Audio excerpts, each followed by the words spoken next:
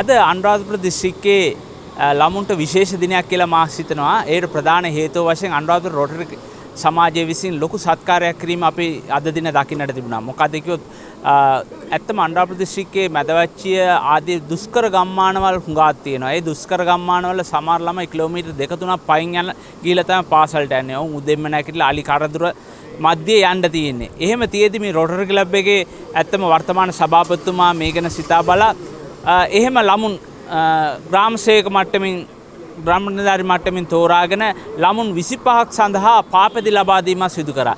ඇත්තම එහි මහඳු කර්තව්‍යයක් අපි හිතනවා අද. ඉතින් රොටරි සමාජයේ සභාපතිතුමාගෙන් අපි අසා දැනගමු මොකද්ද මේට හේතුව, කොහොමද මේක වෙනත් ළමුන්ටත් මේ වගේ අවස්ථාවල් ලබා දීමට බලාපොරොත්තු වෙනවද කුමක්ද කියලා.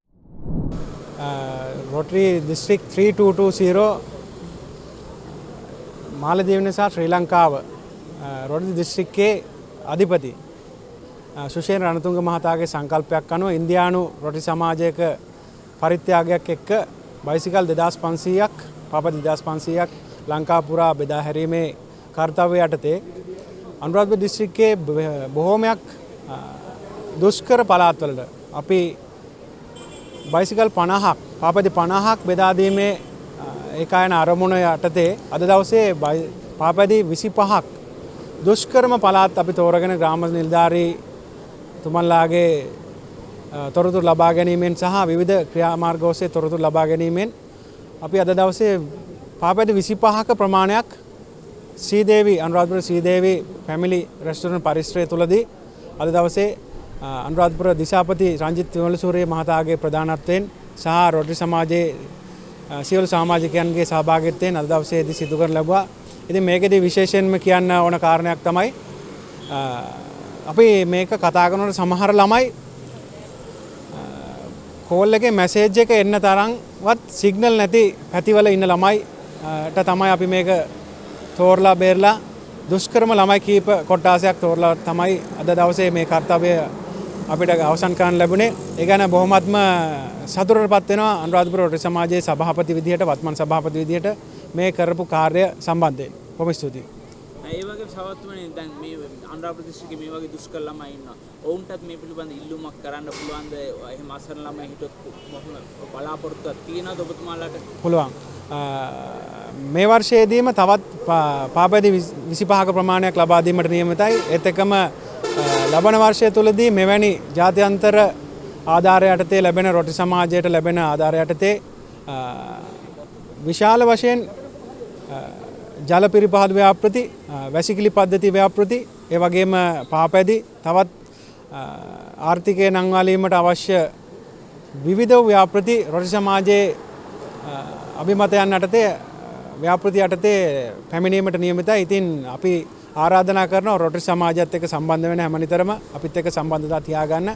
අපි අනුරාධපුර දිස්ත්‍රික්කයේ ජනතාවගේ ආර්ථික මට්ටම, අධ්‍යාපන මට්ටම, දරුවන්ගේ අධ්‍යාපන මට්ටම නංවාලීමට නිතැතින්ම අත්වල බඳ ගන්න රොටරි සමාජයක් විදියට දැනුම් දෙන්න කැමතියි. පුරාවටම මේ වගේ හැමදේම විශාල වශයෙන් පයින් ඇවිදගෙන ගිහිල්ලා ඉස්කෝලේට යන දරුවෝ තෝරගන්න. දරුවා ඉන්නේ අත්තම්මා ගාව. ඈතට යන 25ට පොගේ දවස්වල කතා කරගෙන යනකොට මේ 14 වෙනිදා මට WhatsApp message එකක් දාන්න තොරතුරු ටික ගන්න කියලා කතා කරලා කියනකොට ලංකාව සහ මාලදිවයින රොටරි දිස්ත්‍රික් එකක් කියලා කියන්නේ. මේ 29 එක දිස්ත්‍රික් එකක් තමයි ලංකාව සහ මාලදිවයින කියන රොටරි දිස්ත්‍රික් එක.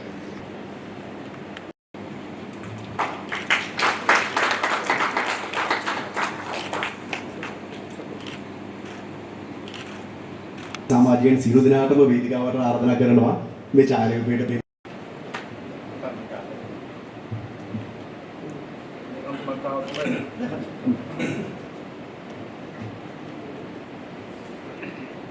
පල්ලේ පඩියට බහින්න කියලා පුතාලට එන්න ගන්න මෙතන බයි පුතේ අපි ඉඳලා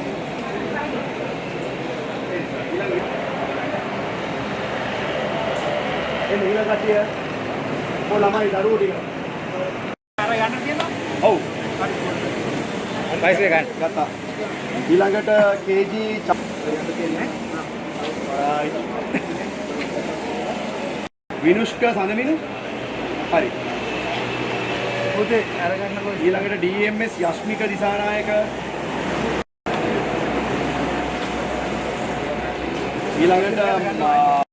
ඊළඟට සීප්පු කුලම් හරි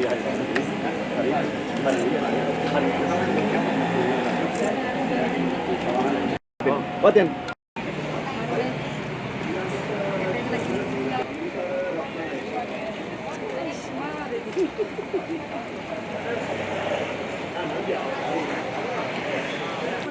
මොනවද හිතෙන්නේ? සතුටු. බස්සේ තමයි බස් එකේ ගියේ. දැන් බයිසිකලයක් හම්බුණා නම් මොකේද යන්නේ? බයිසිකලේ තමයි. බයිසිකල් ලැබිච්ච එක මොනවද හිතෙන්නේ? ගොඩක් සතුටුයි. ඉතින් සල්ලි නැති වෙලාවක මෙහෙම දෙයක් හම්බෙච්ච එක.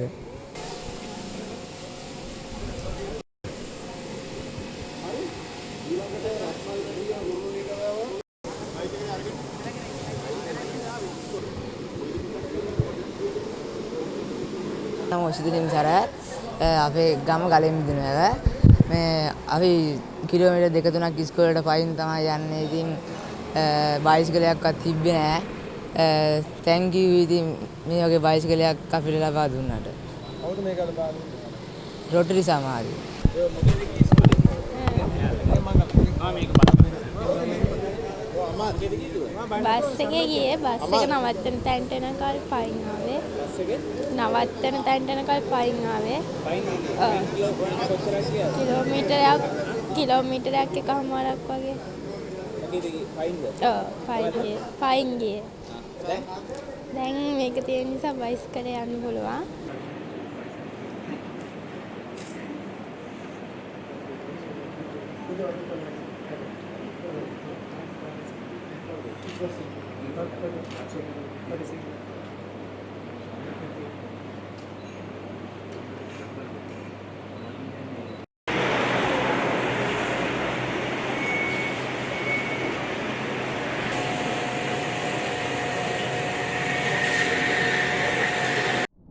මම ඉස්කෝලේට ආවේ බස් එකේ.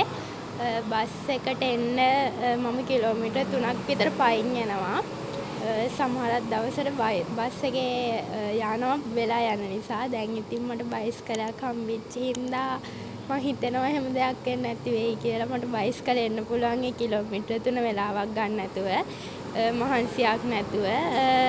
අනුරාධපුර රොටරි සමාජයට මම ස්තුතිවන්ත වෙනවා මෙහෙම බයිසිකලයක් මට දීපේකට. අනිත් ළමයිටත් මේක ගොඩක් ප්‍රයෝජනවත් වෙයි කියලා මම හිතනවා. අද වාසනාවන්තයන්ගේ එක්කෙනෙක් තමයි අපේ පුතල්. ඇත්තටම ලොකුම උපකාරයක් කරේ. අපේ ළමයි කිලෝමීටර් 3ක් විතර පයින් එනවා. ඒ අතරතුර එන වෙලාව පරක් වෙනවා. සමහර විට ඒ දුර එන්නේ බස් එකේ. ඒ යන රුපියල් 6000ක් සමහර ලාවට යනවා ඒ ගෙවන මුදල අපිට. මාසෙකට. ඒ මුදලත් එක්ක අපිට ලොකු උපකාරයක් ඔබතුමන්ලාගෙන් මේ කරේ. අපි මේ රොටරි සමාජයේ ඒ කරපේ සභාපතිතුමා ඇතුළු ඒ එතනින් ඉස්සරහට ඉන්නේ සියලු දෙනාටමත් අපි ස්තුතිවන්ත වෙනවා මේ කරපු දෙයට.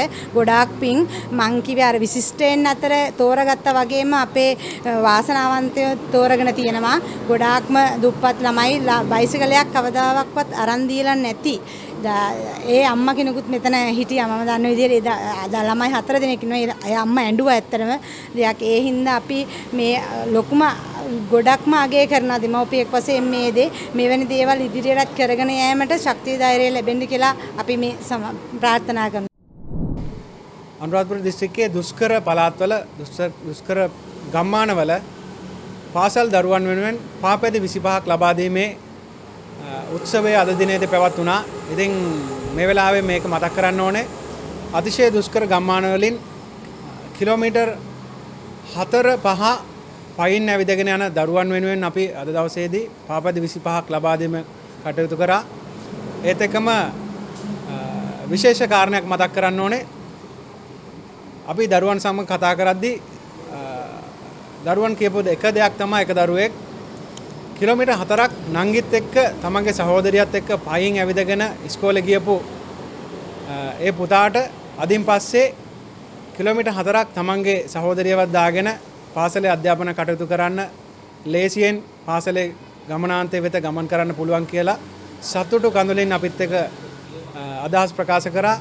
ඉතින් මේ වගේ 25 දෙනෙකුට තමයි අපි අද දවසේ පාපැති ප්‍රදානය සිද්ධ කිරීම සිදු වුණේ.